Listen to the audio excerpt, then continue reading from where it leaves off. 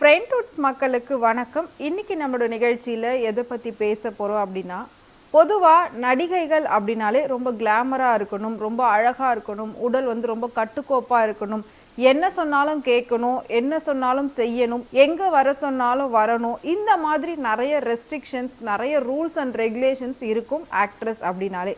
But இந்த மாதிரி இல்லாமையும் நிறைய நடிகைகள் பார்த்தீங்கன்னா இன்னைக்கு வரைக்கும் ரொம்ப சூப்பராக வந்துக்கிட்டு இருக்காங்க சினிமாவில்.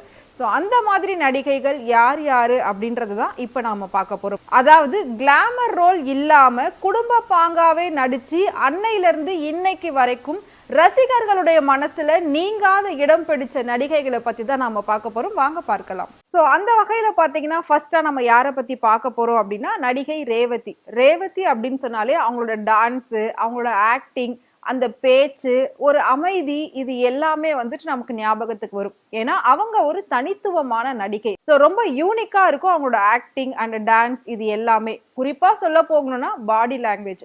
ஸோ அந்த புன்னகை மன்னன் படத்துல ரொம்ப இன்னசென்ட் கேர்ளா நடிச்சிருப்பாங்க.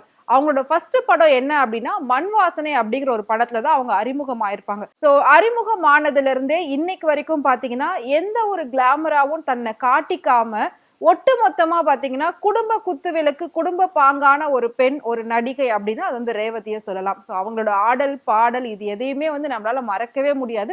அவங்களோட பாடல்கள்லாம் ரீசெண்டா வந்து ரீல்ஸ்ல இன்ஸ்டாகிராம்ல பயங்கர ட்ரெண்டிங்கா போய்கிட்டு இருந்துச்சு. இன்னும் குறிப்பா நம்ம ரேவதியை பத்தி சொல்லணும், அவங்களோட நடிப்பை பத்தி சொல்லணும் அப்படின்னா மௌனராகம் அப்படிங்கிற ஒரு படத்துல நடிச்சிருப்பாங்க. அவ்வளோ ஒரு அமைதியா நடிச்சிருப்பாங்க. அதாவது திருமணமே பிடிக்காத ஒரு பெண்ணுக்கு பிடிக்காத ஒரு நபரை திருமணம் பண்ணி வச்சிருவாங்க. ஸோ ஒரு திருமண போராட்டத்துக்கு பெண் எவ்வளோ கஷ்டப்படுறா, காதலோட வழியில அந்த பொண்ணு எவ்வளோ வந்து அனுபவிக்கிறா, இது எல்லாத்தையும் தாண்டி ஒரு அமைதியான முகத்தோடவே அந்த குடும்பத்தை அவ வழி நடத்துறா. பிடிக்காத திருமணமா இருந்தாலும் ஃபியூச்சர்ல அதை எப்படி பிடிச்ச மாதிரி மாத்திக்கிட்டு தன்னை நம்ம வாழணும் அப்படின்னு சொல்லி எல்லாத்துக்குமே எடுத்துக்காட்டா அவங்களோட நடிப்பு இருக்கும். ஸோ அந்த அமைதியான முகம், அந்த ஒரு அழகான டைலாக்ஸ் எல்லாம் கூட வரும் அந்த படத்துல. நீங்க தொட்டா எனக்கு கம்பளி பூச்சி ஊடுற மாதிரி இருக்கு, இதெல்லாம் வந்து நிறைய கேர்ள்ஸ் பாய்ஸ் சொல்லினா நம்ம கேள்விப்பட்டிருப்போம். ஸோ அந்த மாதிரி டைலாக்ஸா இருக்கட்டும், சாங்ஸ், அவங்களோட ஆக்டிங், இது எல்லாமே வந்து இப்ப வரைக்கும் பேசப்படக்கூடிய ஒரு விஷயம் தான். ஸோ ரேவதி அப்படிங்கிறவங்க எந்த ஒரு கவர்ச்சியும் காட்டாம அழகா நடிச்சிருப்பாங்க.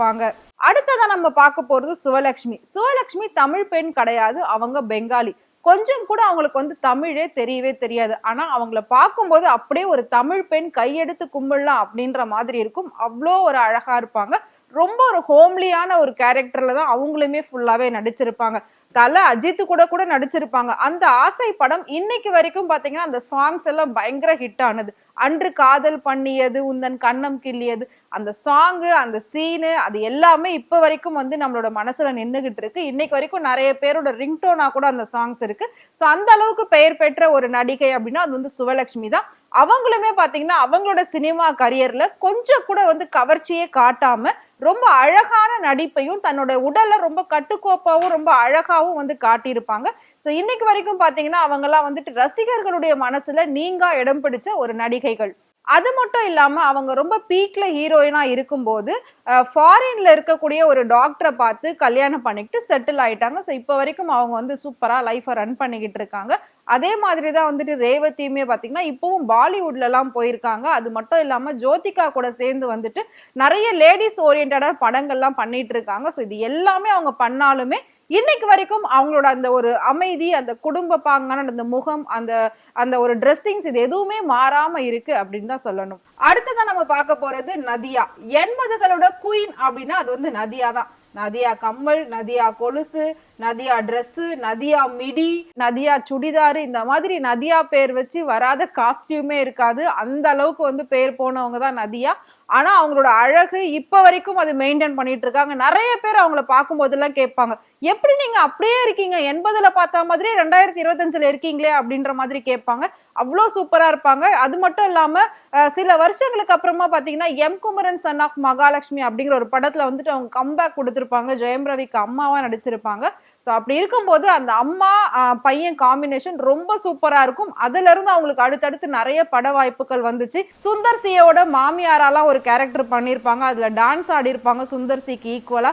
ஸோ சூப்பரா இருக்கும் அது எல்லாத்தையும் பார்க்கும்போது. ஆனா அப்ப இருக்கிற மாதிரி இப்பவுமே இருக்கீங்களா, அது எப்படின்னு அந்த ஒரு கேள்வி வந்து எல்லாருக்குள்ளேயுமே இருக்கும். ஏன்னா பல நடிகைகள் இருக்காங்க, எல்லாருக்கும் வயசாயிடுச்சு, எல்லாரோட உருவமும் மாறி போயிடுச்சு, தோற்றம் மாறிடுச்சு. ஆனா நீங்க மட்டும் எப்படி மாறாம இருக்கீங்க? அதே மாதிரி அவங்க எப்படி அப்போ வந்து அந்த சாரி ஸ்கர்ட் இப்படிதான் போடுவாங்களோ இப்பவும் அதே மாதிரியே இருக்காங்க. ஸோ அவங்களையுமே பார்த்தீங்கன்னா எந்த ஒரு கிளாமராவும் தன்னை காட்டிக்காம ரொம்ப அழகா குடும்ப பாங்காவே நடிச்ச ஒரு நடிகை அப்படின்னா அது வந்து நதியா தான். ஸோ நதியாவோட படங்கள்ல முக்கியமான முதல் படம் எது அப்படின்னு கேட்டீங்கன்னா பூவே பூச்சொடவா. அந்த படத்துல தான் அவங்க அறிமுகமானாங்க. அறிமுகமாகிட்டு இப்ப வரைக்கும் அவங்க நடிக்கக்கூடிய எல்லா படத்துலயுமே பாத்தீங்கன்னா அவங்க ரொம்ப ஹோம்லியா தான் இருப்பாங்க. சரி, இது வரைக்கும் நான் சொன்ன நடிகைகள் எல்லாருமே 80 காலகட்டத்துல இருந்து வந்தவங்க தான். ஆனா இப்போ இருக்கக்கூடிய ஒரு சில நடிகைகள் கூட அதே மாதிரி எந்த ஒரு கிளாமருமே காட்டாம ரொம்ப ஹோம்லியாவே இருக்காங்க. சோ அவங்க யாருன்றதையும் பார்க்கலாம். சோ பார்வதி, பூ பட பார்வதி யாராலையும் மறக்கவே முடியாது. பார்வதியை மறக்கிறோமோ இல்லையோ அந்த பூ படத்துல அவங்களோட கேரக்டர் அந்த நேம் யாராலையும் மறக்க முடியாது. சோ அந்த அளவுக்கு சூப்பரான ஒரு நடிகை அப்படின்னா அது வந்து பார்வதி. பயங்கர டேலண்டடான ஒரு ஆக்ட்ரஸ் அப்படின்னா அது உண்மையில வந்து தமிழ் சினிமாவில் பார்வதியும் அப்படின்னு சொல்லுவாங்க. அந்த அளவுக்கு வந்து அவங்களோட நடிப்பு இருக்கும். ஸோ அவங்களோட நடிப்பு அப்படின்னு பார்க்கும்போது பூப்படத்தை தாண்டி அவங்களோட நடிப்புன்னு சொல்லணும்னா மரியான்ல சொல்லலாம். மரியான்ல பனிமலர் அப்படிங்கிற ஒரு கேரக்டர்ல நடிச்சிருப்பாங்க. மரியானை வந்து காதலிக்கக்கூடிய ஒரு பெண்ணா நடிச்சிருப்பாங்க. அந்த காதலுக்காக தான் நான் வந்து அந்த மாதிரி ஒரு ட்ரெஸ் கூட நான் போட்டிருந்தேனே தவிர ஸோ அது கூட கிளாமர் கிடையாது. என்னோட காதலனுக்காக நான் வந்து என்னோட காதலை வெளிப்படுத்துற விதமா தான் அந்த ட்ரெஸ் இருக்கும் அப்படின்ற மாதிரி அவங்க சொல்லியிருப்பாங்க ஒரு இன்டர்வியூல.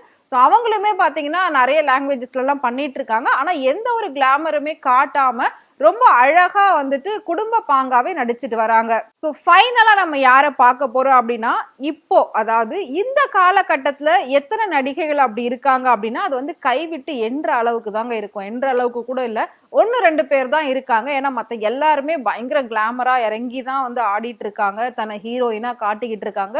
ஸோ அந்த மாதிரி தான் இப்போ சினிமாவில் வந்து வலம் வந்துகிட்டு இருக்காங்க. அந்த மாதிரி இருந்தாதான் அதிகப்படியான வாய்ப்புகள் வரும்னு நினைச்சே வர நடிகைகள் எல்லாருமே பாத்தீங்கன்னா அந்த மாதிரி கிளாமர்ல இறங்கிடுறாங்க. ஆனா நீங்க என்னதான் வாய்ப்பு கொடுத்தாலும் சரி, என்னோட ரோல்ல தான் நான் பண்ணுவேன், நான் இப்படிதான் நடிப்பேன், இஷ்டம் இருந்தா கதை கொடுங்க, இல்லைன்னா எனக்கு வேண்டாம் அப்படின்ற அளவுக்கு ஒரு நடிகை இருக்காங்க அப்படின்னா அது வந்து சாய் பல்லவி மட்டும்தான். சோ அவங்களோட நடிப்பை யாராலும் மறக்கவே முடியாது.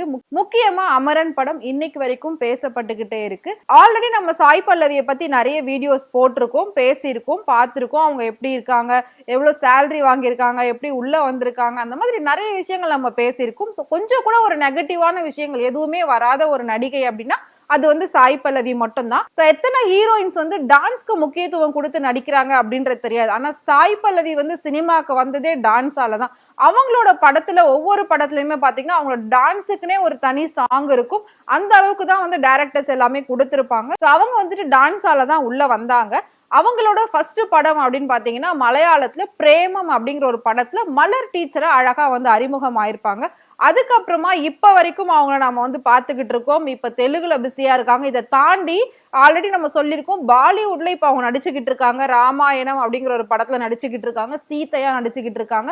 சோ இப்ப பாத்தீங்கன்னா அவங்களோட சம்பளங்கள் கோடிகள்ல எகிரிடுச்சு. ஆனா இப்ப வரைக்கும் கொஞ்சம் கூட வந்து அவங்க அந்த கிளாமரா ட்ரெஸ் பண்றதோ இல்லாட்டி கிளாமர் காட்டுறதோ கிளாமரா போஸ்ட் போடுறதோ ஏதாவது ஃபங்க்ஷனுக்கு வரும், அவார்ட் ஃபங்க்ஷன் வரும், ஃபெஸ்டிவலுக்கு வரும் அப்படின்னா எப்பவுமே பாத்தீங்கன்னா அந்த ஒரு சிம்பிள் சாரி, அந்த ஒரு ஃப்ரீ ஹேர் ஸ்டைல் அப்படிதான் வருவாங்களே. கொஞ்சம் கூட வந்துட்டு மேக்கப் கூட இருக்காது அவங்க ஃபேஸ்ல. இப்படியும் நடிகைகள் இருக்காங்களா அப்படின்றதுக்கு ஒரு எடுத்துக்காட்டா தான் சாய் பல்லவி இருக்காங்க.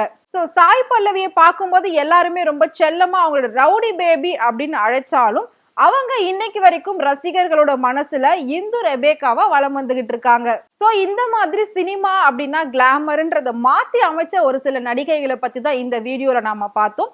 நான் சொன்ன இந்த இன்ஃபர்மேஷனை பத்தி நீங்க என்ன நினைக்கிறீங்க? மறக்காம கமெண்ட் பாக்ஸ்ல கமெண்ட் பண்ணுங்க. இதே மாதிரி சினிமால இருக்கக்கூடிய நிறைய சுவாரஸ்யமான விஷயங்கள்லாம் நீங்க தெரிஞ்சுக்கணும் அப்படின்னு நினைச்சீங்கன்னா மறக்காம ஃப்ரெண்ட் டூட் சேனலை ஃபாலோ பண்ணிக்கோங்க.